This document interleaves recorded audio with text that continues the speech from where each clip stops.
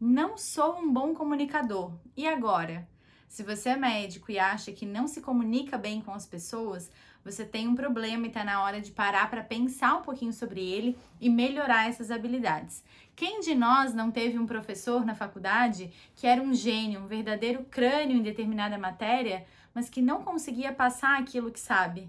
Como é triste, né? Como é difícil isso. Cada vez mais o mercado exige novas habilidades do médico.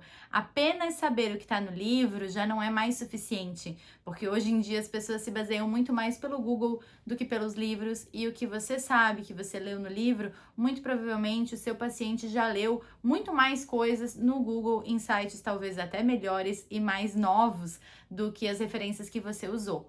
Então é importante que a gente melhore as nossas soft skills, que são as habilidades mais macias, mais delicadas, que exigem do médico um maior poder de sensibilidade e de observação.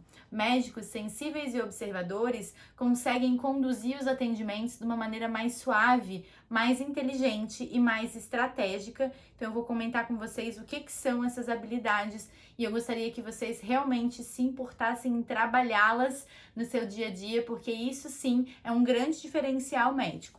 Gente, então assim, comunicação verbal, saber falar bem, comunicação não verbal, o comportamento, como que é a sua expressão facial quando você atende os seus pacientes. Parece uma besteira, mas a gente tem colegas sim que atendem sempre com a cara fechada, que não modulam muito o afeto, não conseguem sorrir, brincar com seus pacientes em determinados momentos, e isso às vezes é tido como uma rigidez. Eu não tô falando de personalidade. Quando a gente fala que o médico precisa ser um bom comunicador, não tô pedindo que vocês façam piada se não é da personalidade de vocês. Vocês não vão se transformar em outra pessoa, mas que vocês saibam, dentro da personalidade de vocês, modular um pouquinho essa questão do afeto e de como se comportar realmente com cada paciente de forma única. Isso é possível mesmo que você seja muito tímido, tá? Então, outras questões. A comunicação deve ser assertiva, ou seja, ela deve focar a resolução do conflito e da dúvida. Às vezes, os médicos não sabem se comunicar bem, se irritam com as dúvidas dos pacientes e não conseguem ser claros nas suas explicações. Isso também vem na questão da comunicação escrita, receitas com uma letra feia.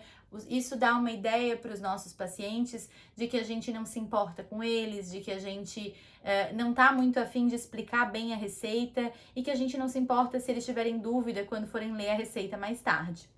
Isso não é uma opinião pessoal, isso é relato dos pacientes, tá?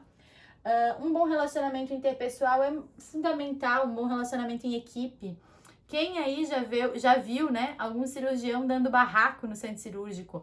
É horrível. Por mais respeitado que aquele profissional seja, um profissional que não consegue se comportar da maneira adequada com a equipe que trabalha com ele, dá a ideia de prepotência, de arrogância, e isso pode sim prejudicar principalmente o pós, né, da assistência desse paciente.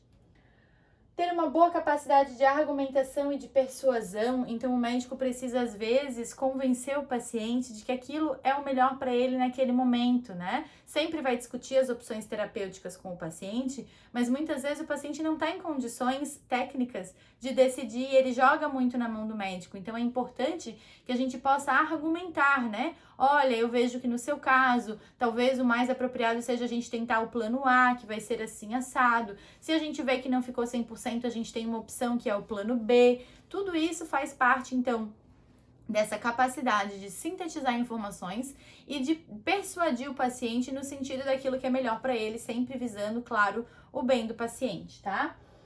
A questão, então, de sintetização de informações, síntese, né?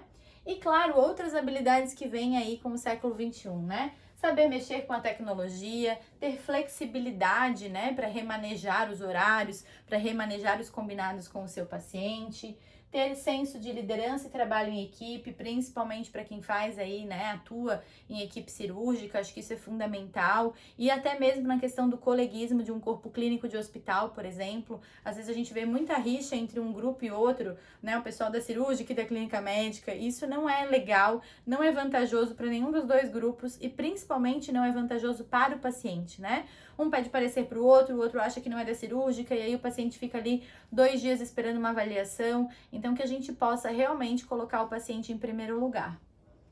ter resiliência, inteligência emocional, trabalhar com ética e ter visão sistêmica. O médico que é sensível e observador, ele observa todo o contexto, ele antecipa os problemas que podem surgir e já movimenta a equipe a favor da melhor resolução daqueles problemas.